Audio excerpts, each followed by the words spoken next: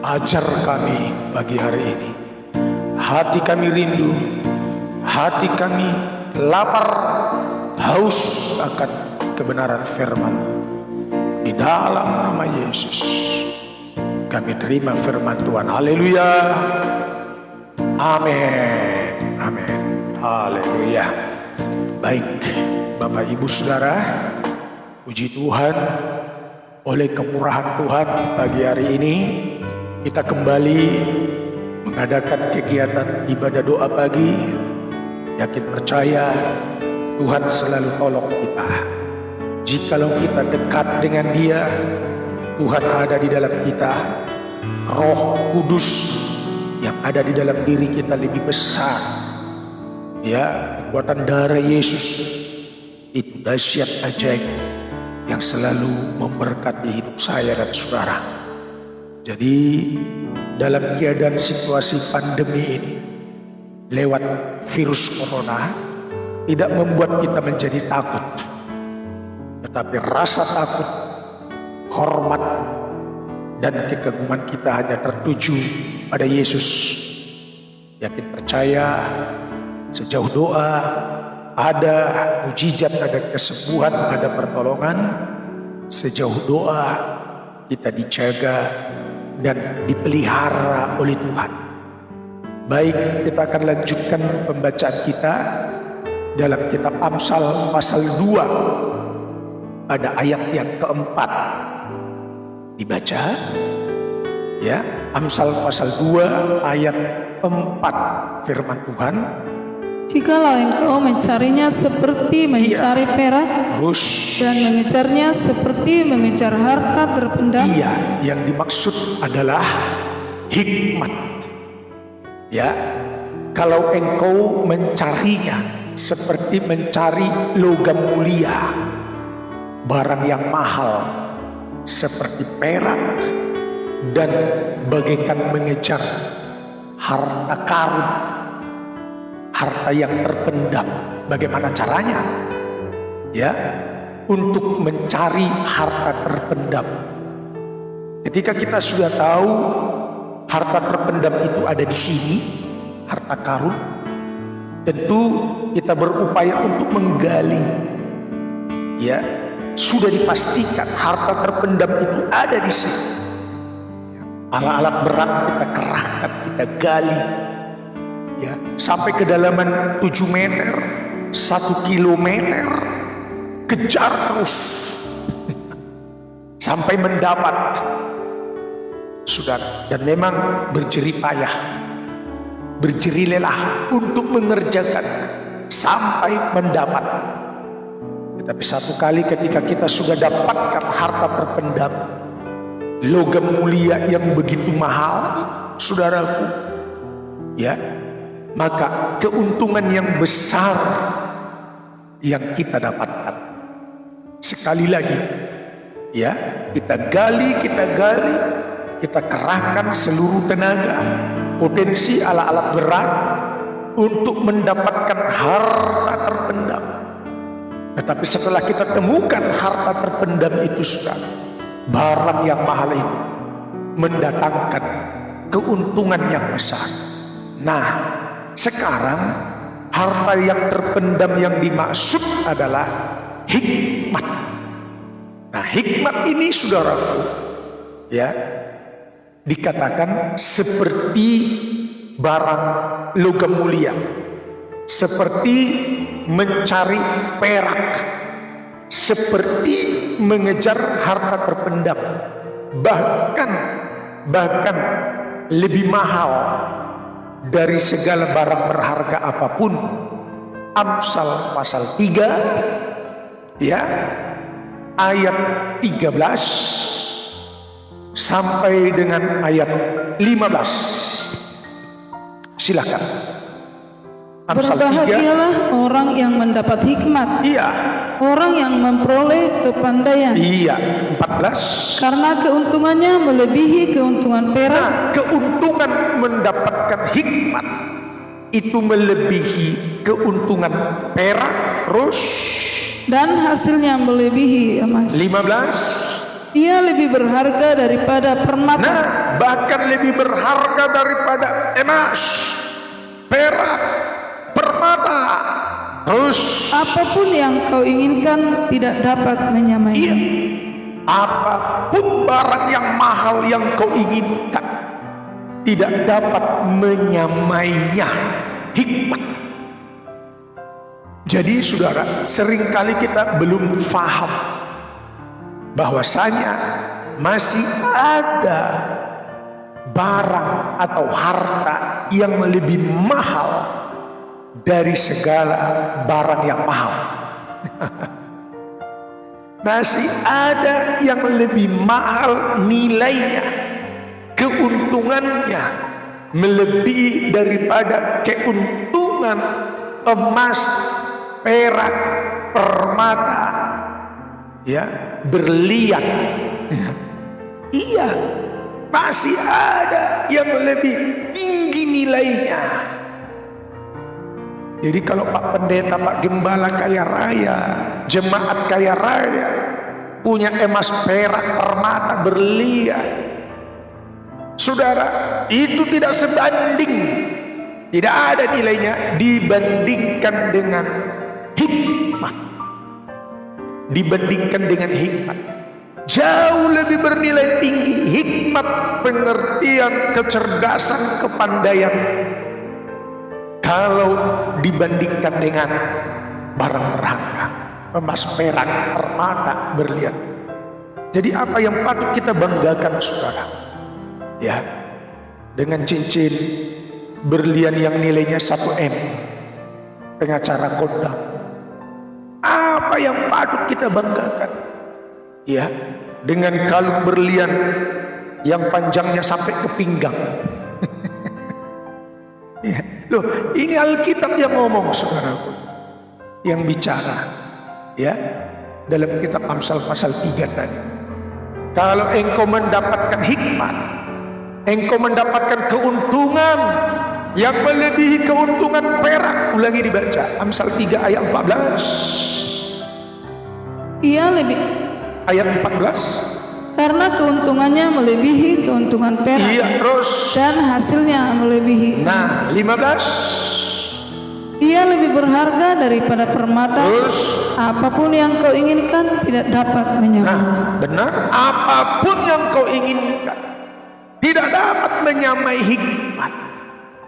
Jadi mari saudara, ya, kalau kita begitu getol, iya, begitu berjibaku, habis-habisan untuk mendapatkan emas, perak, permata, harta kekayaan setiap hari, begitu gigih setiap hari, kerja supaya dapat kekayaan, supaya dapat emas, perak, permata, modal besar, harta benda. Dan betapa bangganya kita di saat kita kerja, jabatan naik, penghasilan berlimpah-limpah, kumpulkan emas batangan setiap hari, minimal secara rutin, disiplin, bertekun kerja, saudaraku, 8 jam dalam satu hari, siang dan malam. Pagi-pagi subuh sudah pergi kerja untuk mendapatkan apa? Emas, perak, permata, berlian, segala harta kekayaan. Seharusnya sejauh kita peduli terhadap kekayaan yang lahiriah yang kita butuhkan, dan setelah kita mendapatkannya betapa bangganya kita, seharusnya kita juga harus lebih peduli untuk mendapatkan hikmat, akal budi, kepandaian, kecerdasan. Saudara, ini merupakan harta yang terpendam yang harus kita miliki, kita dapatkan. Ini merupakan berkat rohani yang luar biasa yang Tuhan karuniakan, Tuhan berikan untuk kita. Tetapi syaratnya harus dicari. Tidak bisa tidak. Hikmat tidak datang dengan sendirinya. Amsal 2 kali pada ayat yang keempat kembali. Hikmat tidak terjadi dengan sendirinya dalam diri seseorang. Harus dicari. Amsal 2 ayat 4 dibaca kembali. Jikalau engkau mencarinya seperti mencari perak, Iya. dan mengejarnya seperti mengejar harta terpendam. Iya, dicari, digali, dicari, digali, sampai mendapatkannya. Iya, dicari, digali. Nah, dalam 2 kali ibadah kemarin dan minggu yang lalu, pada ayat sebelumnya, ya, dengan telinga mendengar, firman tertanam di hati, dengan mulut kita meminta. Dan pagi hari ini tidak hanya mendengar dan menyimpan perkataan Tuhan di hati dan berseru meminta kepada Tuhan, hikmat itu juga harus dicari dan digali. Bagaikan menggali harta terpendam. Kalau tidak, kita tidak akan mendapatkannya, saudara. Tidak mendapatkannya. Nah, mari kita lihat perkataan mencari, saudara. Dalam kitab Matius 6 ayat 33. Ini ayat tidak asing bagi kita. Dibaca Matius 6 ayat 33. Ini berkat rohani yang harus dicari. Ya, tidak datang dengan sendirinya. Matius 6 ayat 33, silakan. Tetapi carilah dahulu kerajaan Allah dan kebenarannya, maka semuanya itu akan ditambahkan kepadamu. Sering kali kita abaikan, kita lupakan, masa bodoh, tidak peduli.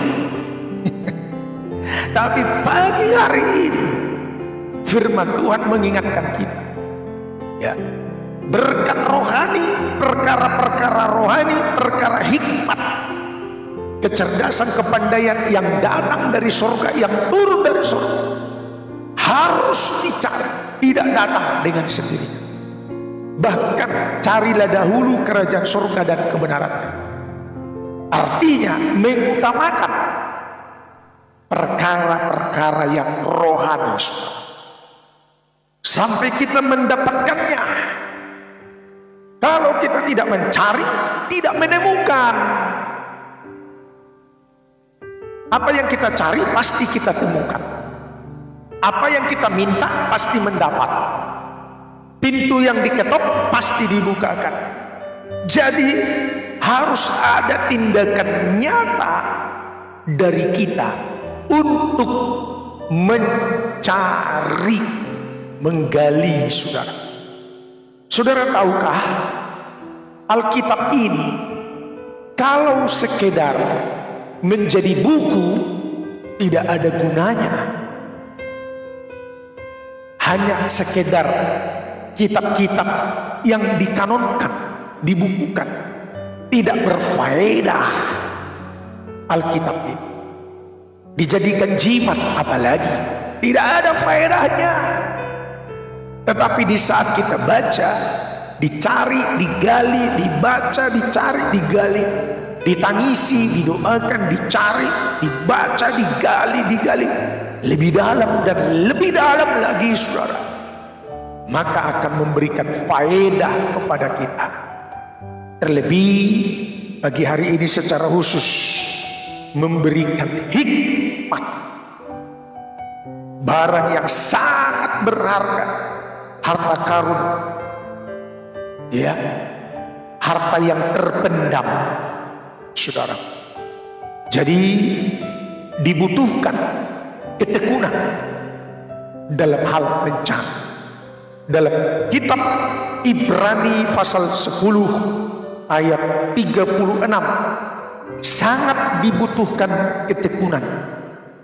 Ibrani 10 ayat 36, ya, dibutuhkan ketekunan. Apa arti ketekunan, saudara? Kesetiaan, berkesinambungan. Setiap hari saudara setiap hari bertekun, ya, setia bekerja, dapat hasil. Coba dalam satu bulan ada 30 hari, 24 hari kerja, hari Minggu libur, ditambah lagi tanggal-tanggal merah. Selama 24 atau 26 hari kerja, saudara, hari kerjanya hanya 10 hari. Saya yakin pimpinan perusahaan, ya, majikan atau si bos, direktur atau apa saja, mereka akan buat saudara garis merah, dipecat, SP1, SP2, SP3.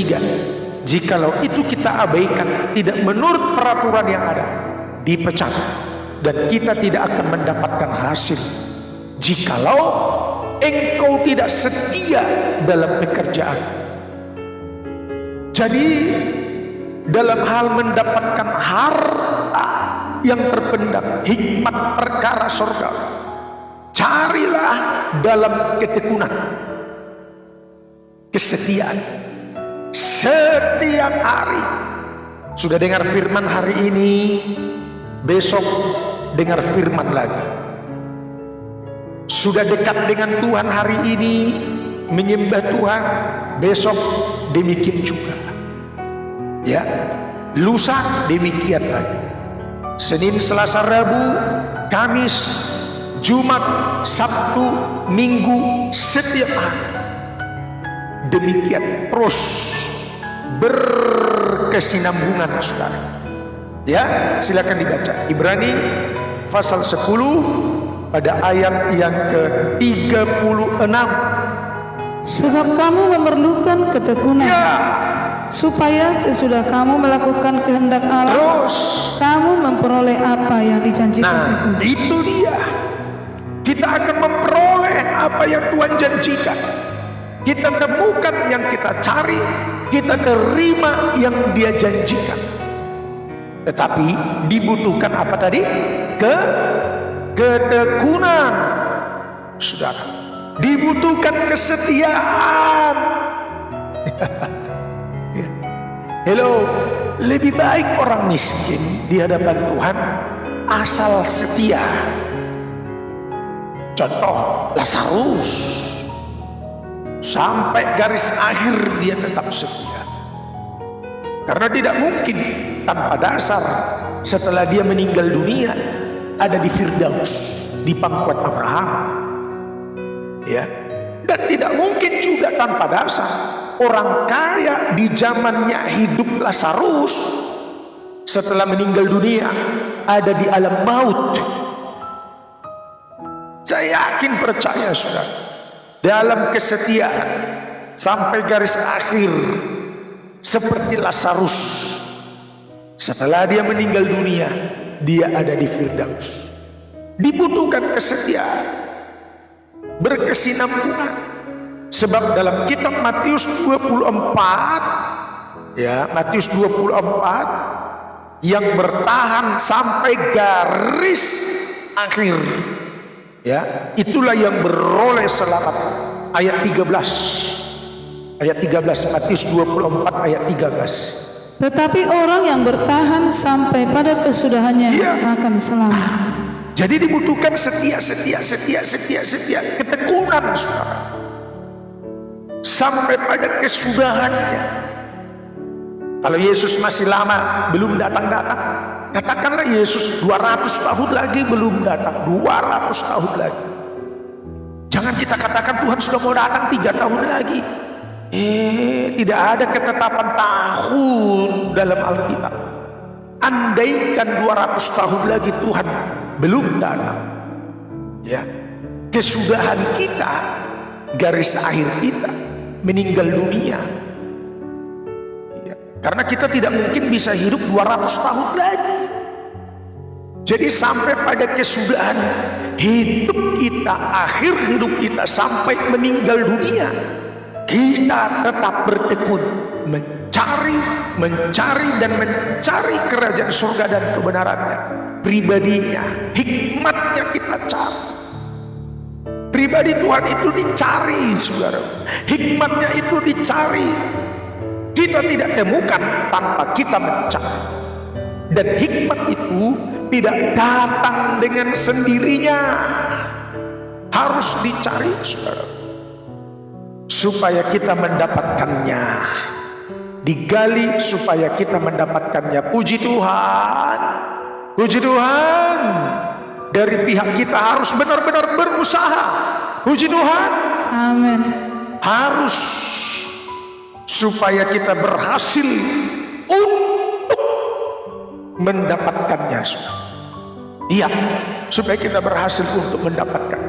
Jadi dibutuhkan kesetiaan, ketekunan, saudara. Ketekunan. Saudaraku yang dikasihi oleh Tuhan, lihat saya. Kekristenan kita ada dalam 3 tahapan. Ada Kristen umum.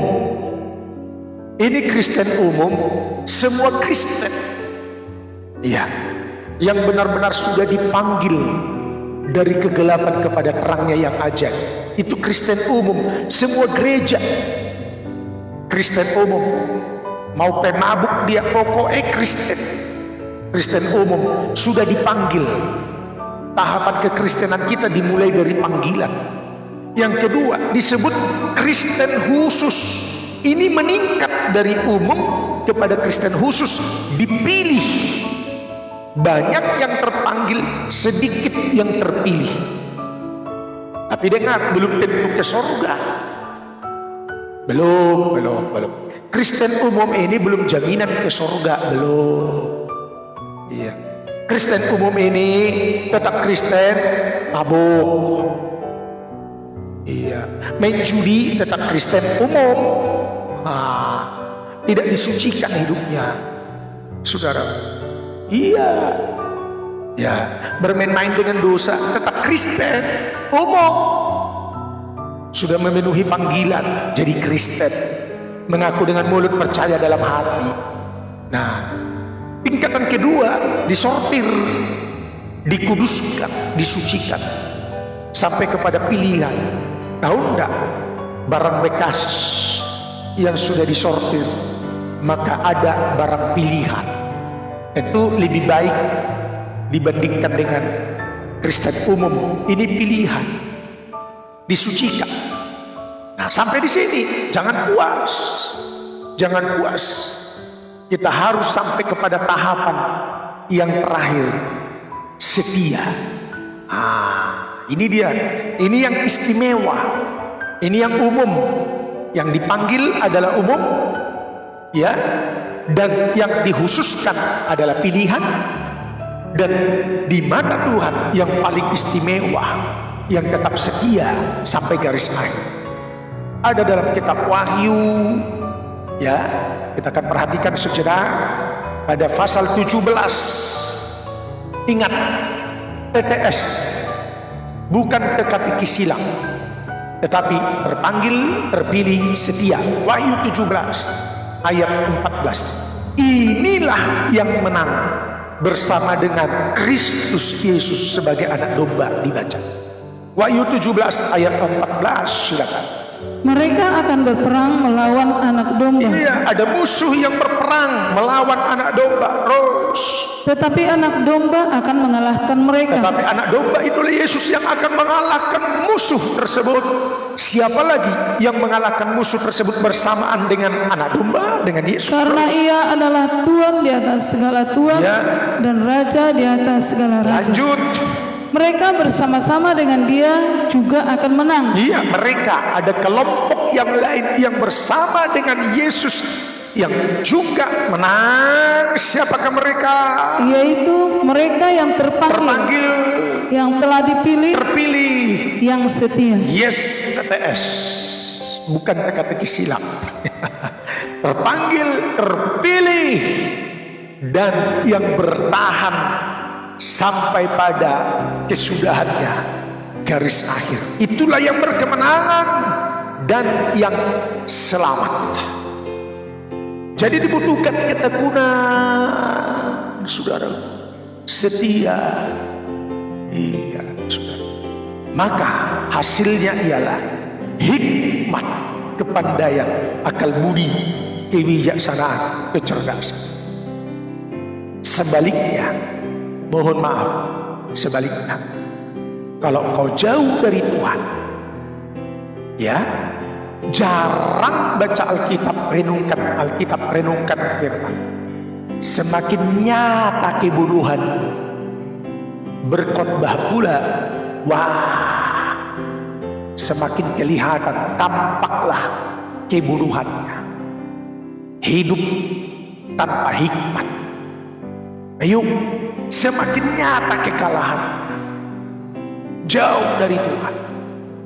Akibatnya jatuh bangun, jatuh lagi bangun, jatuh lagi bangun, jatuh bangun, jatuh bangun, jatuh bangun, jatuh bangun.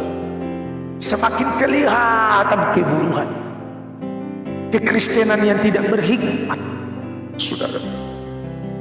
Semakin kelihatan kebodohannya. Cara mengelola keuangan juga tidak ngerti, atur nikah rumah tangga tidak ngerti, menempatkan diri sebagai suami, sebagai imam juga tidak faham, karena tidak ada hikmah. Menempatkan diri sebagai ibu rumah tangga juga, mengelola usaha dagangan modal besar habis, itu tanpa hikmah. Sudah hidup berfoya-foya, mabuk-mabukan, itu tanpa hikmah. Iya, main mata dengan perempuan lain, padahal pendeta, tanpa hikmah. Cari kambing hitam, salahkan orang padahal salah diri sendiri. Itu tidak berhikmat. Yang salah diri sendiri, salah-salahkan orang, saudara, tidak berhikmat, saudara. Boros-boros waktu mengerjakan pekerjaan yang sia-sia, tidak berhikmat. Taunya makan, minum, tidur setiap hari, tidak berhikmat. Jadi saudaraku, supaya kita benar-benar berhikmat kembali, cari dan digali.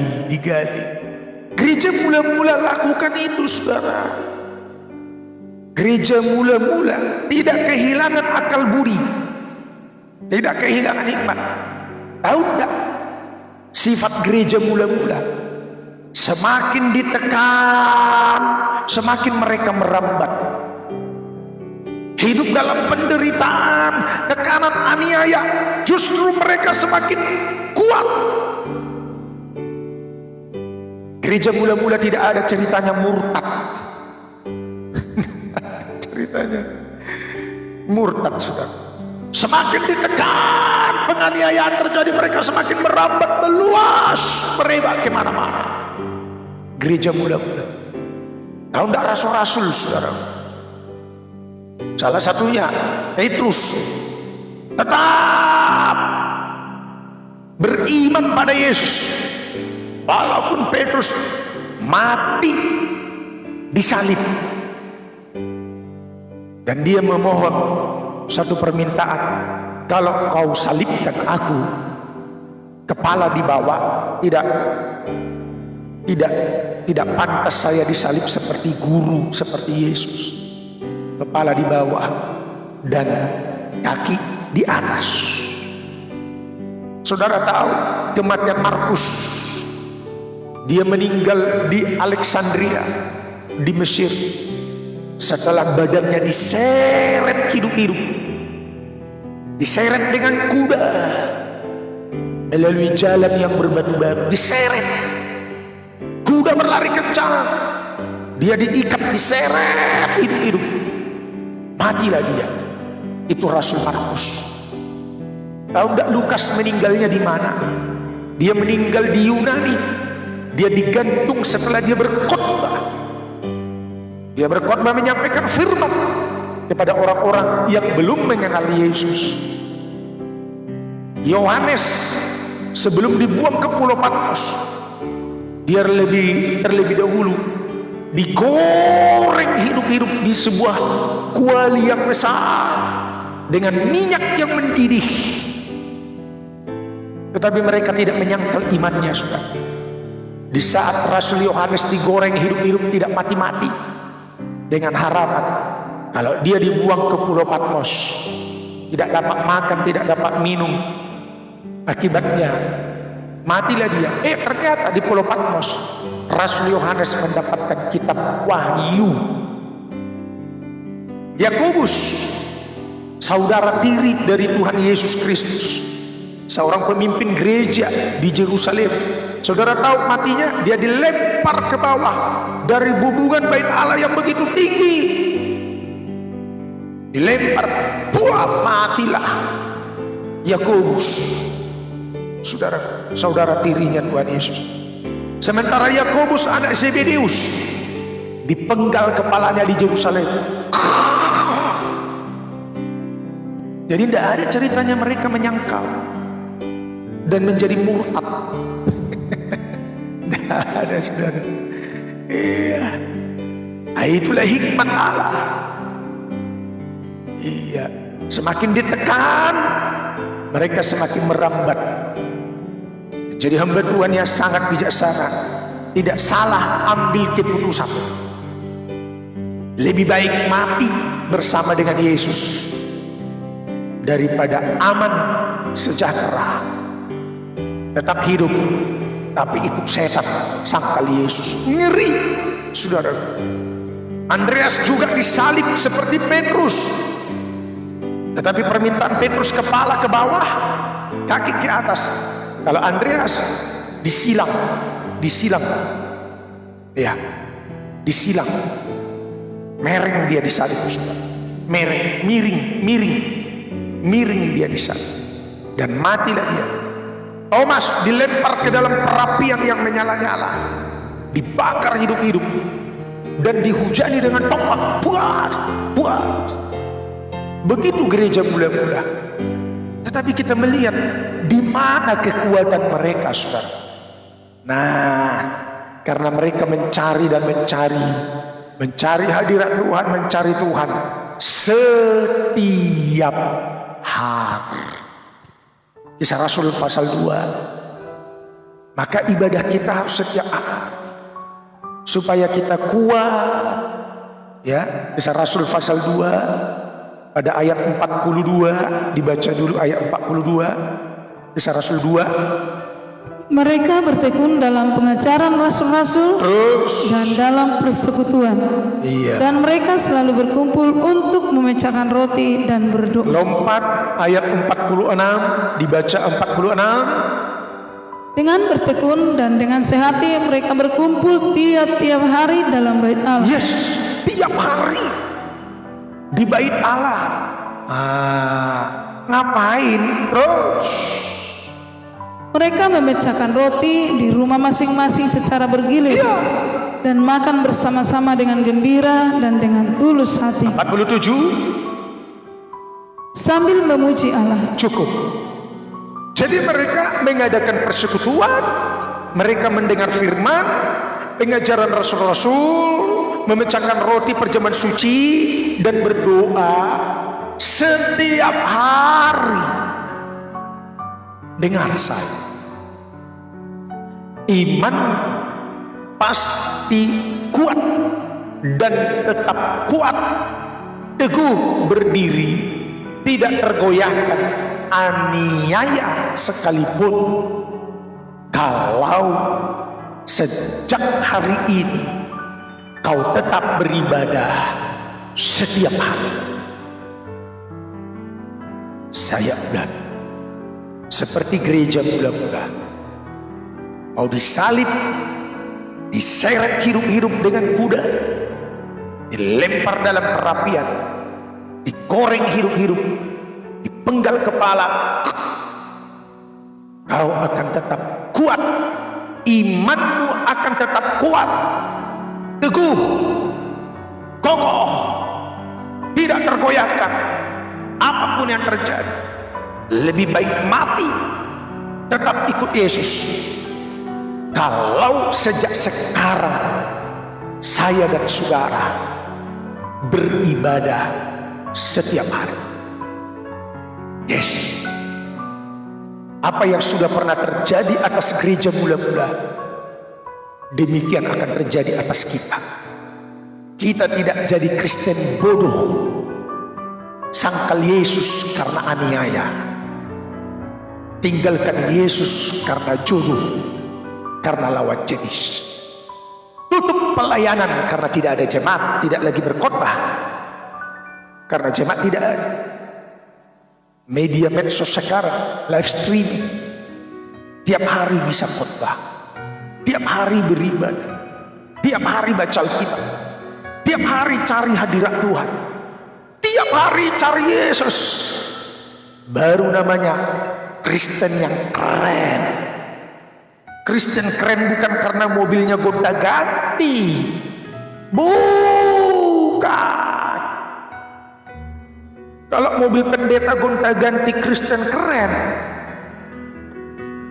Kalah hebat pendeta dibandingkan UAS, Ustadz Abdul Somad. Saya pernah lihat itu motornya, motor langka itu, kereta roda 2. Hebat, kalah hebat pendeta dibandingkan Ustadz.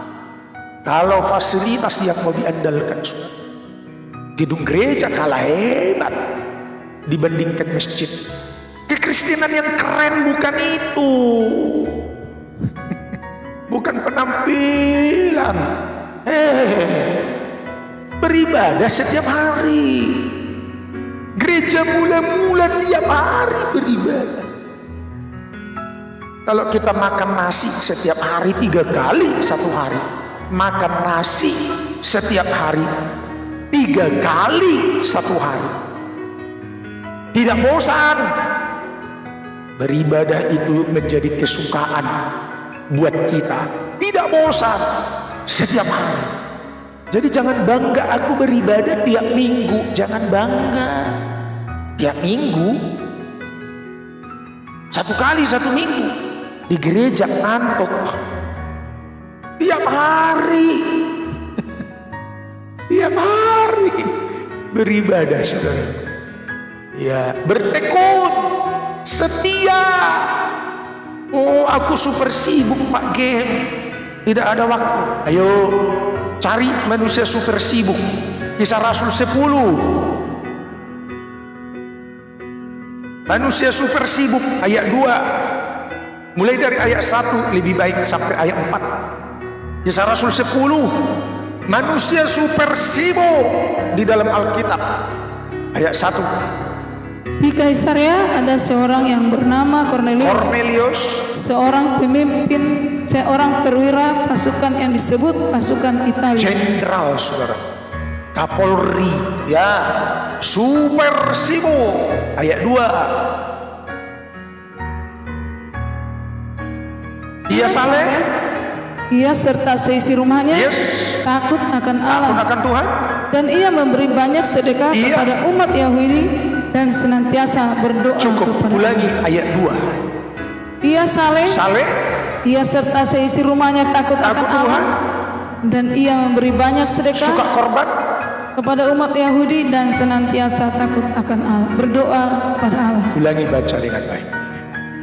Ia saleh, ia serta seisi rumahnya takut akan Allah, takut Tuhan. Ia memberi banyak sedekah kepada umat Yahudi, suka korban, dan senantiasa berdoa kepada Allah. Selalu berdoa kepada Tuhan, senantiasa. Apakah bahasa senantiasa cukup berdoa 1 kali dalam 1 minggu? Tidak. Apakah senantiasa berdoa cukup berdoa 1 kali dalam 1 bulan? Tidak. Senantiasa, super sibuk. Kornelius, jenderal selevel Kapolri, saudara, super sibuk dalam tugas pekerjaannya, jabatannya, tetapi dia senantiasa berdoa kepada Tuhan, senantiasa.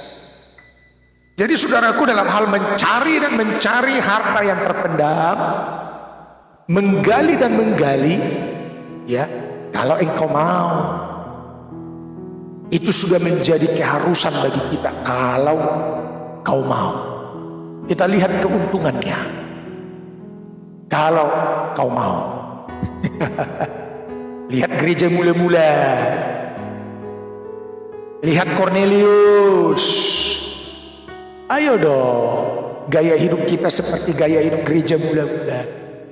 Apa yang kita banggakan gereja kita lah, gereja kita gedungnya besar. Gereja mula-mula tanpa gedung, di rumah-rumah. Baca itu Kisah Rasul. Mereka beribadah di rumah mereka masing-masing secara bergilir, tapi tiap hari mereka beribadah. Setiap hari mereka beribadah tiap hari, bukan ngerumpi, bukan menggosip, tidak. Beribadah, ada pengajaran rasul-rasul, ada persekutuan, pemecahan roti perjamuan suci, dan mereka berdoa, mereka berkumpul bersama-sama sambil memuji Tuhan setiap hari. Mana sempat kapan? Siapa bilang? Emangnya kita yang diatur waktu atau kita yang mengatur waktu? Katakan engkau jam kerjanya mulai jam 6 pagi, bangun jam 4, berdoa, beribadah 2 jam, baru jelas kekristenan kita keren. Saudara, bukan ke salon setiap hari, dari rambut pirang jadi piring, dari piring jadi parang, jadi porong, jadi pereng. Ibu gembala yang keren ya, tiap hari ke salon ya, dari pirang, piring, pereng, porong, parang. Bukan itu. Perhiasanmu bukanlah perhiasan lahiriah, tetapi manusia batinia, dari roh yang lemah lembut dan terang dan senantiasa taat, seperti Sarah yang selalu memanggil Tuhan kepada suaminya Abraham. Baru keren manusia batinia. Itulah yang berharga di mata Tuhan. Manusia batinia yang berharga di mata Tuhan. Roh yang lemah lembut, tentram, dan taat dengar-dengaran yang berharga di mata Tuhan. Bukan rambut kemang-kemang. Iya, perhiasan-perhiasan, pakaian indah-indah yang Tuhan lihat, bukan. Itu suratan 1 Petrus pasal 3. Sebelum kita melihat keuntungan hikmat, supaya saudara jangan beranggapan Pak Pendeta ini ngarang-ngarang cerita ini. 1 Petrus 3 ayat 3 mulai, dengan cepat dibaca ya sampai ayat 6. 1 Petrus 3 ayat 3.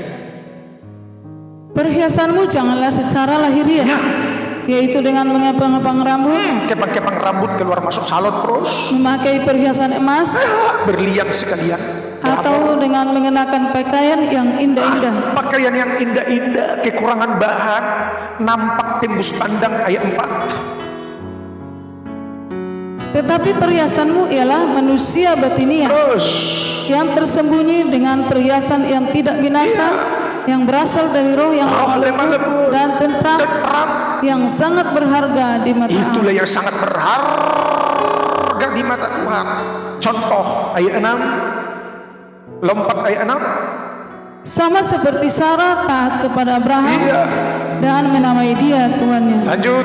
Dan kamu adalah anak-anaknya jika kamu berbuat baik dan tidak takut akan ancaman. Kita menjadi anak-anaknya kalau kita melakukan seperti apa yang dilakukan oleh Sarah dan Abraham. Manusia batinia dengan roh yang lemah lembut, tenang, tentram, taat, dengar-dengaran. Dan itulah yang sangat berharga di mata Tuhan. Jadi cari dan cari, temukan dia, temukan perkataannya, dengar firmannya, kau gali, kau dapatkan, kau renungkan, simpan di dalam hati. bertaruh dalam hatimu, kau dengar dan kau perkatakan, kau serukan, kau minta kepada Tuhan, kau cari, kau gali, kau dapatkan. Ayat paling terakhir, keuntungannya dalam kitab Amsal pasal 3, setelah kita mendapatkan hikmat, mulai dari ayat 13 tadi dan seterusnya. Silakan, keuntungan mendapatkan hikmat. Terus, berbahagialah orang yang mendapat hikmat. yes, hidup kita bahagia. Satu, terus. Orang yang memperoleh kepandaian. Lanjut ayat 13, 14. Karena keuntungannya melebihi keuntungan perak, Iya. dan hasilnya melebihi emas. Apa keuntungannya? Terus. Ia lebih berharga daripada permata. Iya. Apapun yang kau inginkan tidak dapat menyamainya. Perhatikan, setelah kita mendapatkan hikmat, keuntungannya. Yang pertama tadi, hidup kita bahagia. Yang kedua, ayat 16. Umur panjang ada di tangan kanannya, di tangan kirinya kekayaan dan Otomatis kehormatan. dengan adanya hikmat marifat yang turun dari sorga yang kita dapatkan, dijamin umur kita panjang, ada kekayaan, ada kehormatan. 17. Jalannya adalah jalan penuh bahagia. Ya, diulang lagi tadi, jalan bahagia. Wow, terus Segala jalannya sejahtera semata-mata. ada kesejahteraan.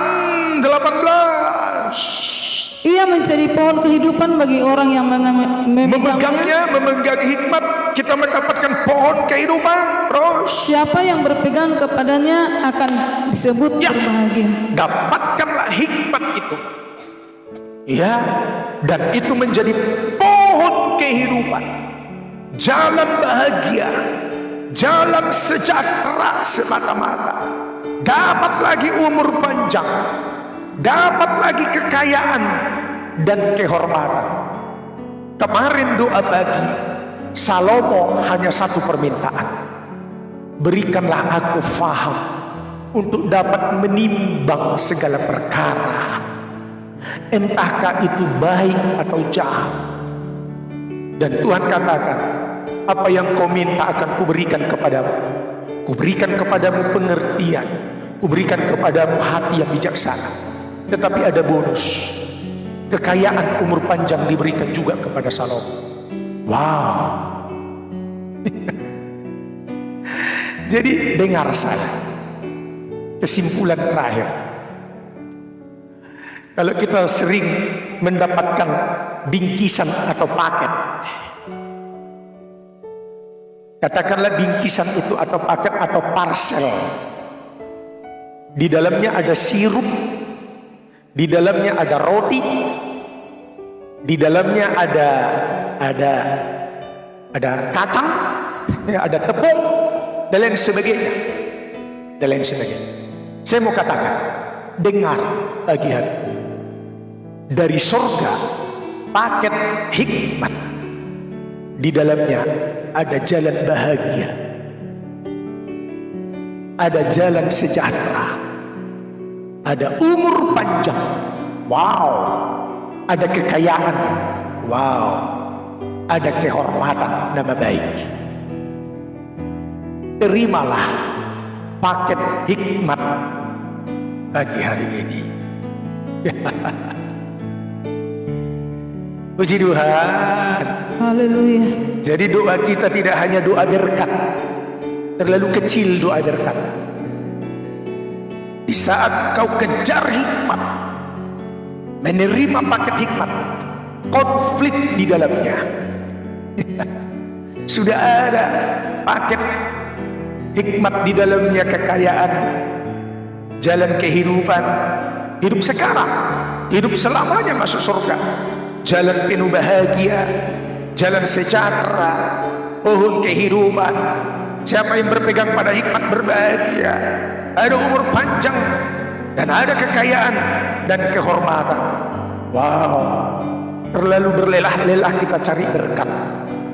Jikalau tanpa hikmat, kebodohan yang nyata. Tetapi pagi hari ini carilah hikmat. Puji Tuhan, pagi hari ini kau sudah peroleh hikmat. Besok pagi terima lagi hikmat. Selanjutnya terima lagi hikmat. Setiap hari hikmat. Gereja mula-mula mereka mendapatkan hikmat. Saya bingung Pak Gem, apa itu hikmat? Hikmat itu perkataan Tuhan yang memberikan kita kepandaian, yang memberikan kita kecerdasan, yang memberikan kita akal budi, bijaksana. Itu hikmat. Karena hikmat ini ada 4 sumber. Hikmat dari setan-setan membuat seseorang lihai dalam kejahatan. Hikmat setan. Hikmat dari dunia dipelajari di dunia sekuler. Hikmat dunia di bangku sekolah. Hikmat dari diri sendiri, ya, hikmat dari diri sendiri itu potensi atas kebiasaan. Kita bisa karena terbiasa. Iya, itu berkat latihan dari diri sendiri, hikmat diri sendiri. Tapi ada hikmat dari atas. Karena waktu pagi ini tidak cukup tunjukkan ayat itu, Yakobus. Dalam kitab Yakobus pasal 4 dijelaskan bisa. Hikmat dari atas, dari surga. Ini yang sedang kita bicarakan sepanjang pemberitaan firman pagi hari. Jikalau engkau sudah mendapatkan, menemukan, maka paket hikmat, jalan hidup bahagia, jalan pohon kehidupan, sejahtera, umur panjang, kekayaan, kehormatan ada di dalamnya. Diberkati Tuhanlah kita secara berlimpah-limpah pagi hari ini. Wow, puji Tuhan. Kita akhiri dengan satu pujian. Berkatnya seperti sungai, mengalir di waktu panas, mengalir juga di waktu hujan, mengalir di waktu siang, mengalir di waktu malam. Jadi kalau kita bicara berkat, jangan hanya perhatian kita terkontaminasi hanya rupiah, dolar. Berkat hikmat, berkat sejahtera, bahagia, kekayaan, kesehatan, umur panjang, kehormatan. Kita katakan berkatnya seperti sungai. Haleluya. Yes. Amin. Kami terima Tuhan, berkat-Mu mengalir seperti sungai. Berkatnya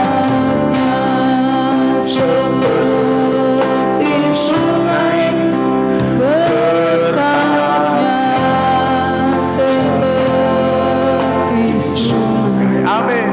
berkatnya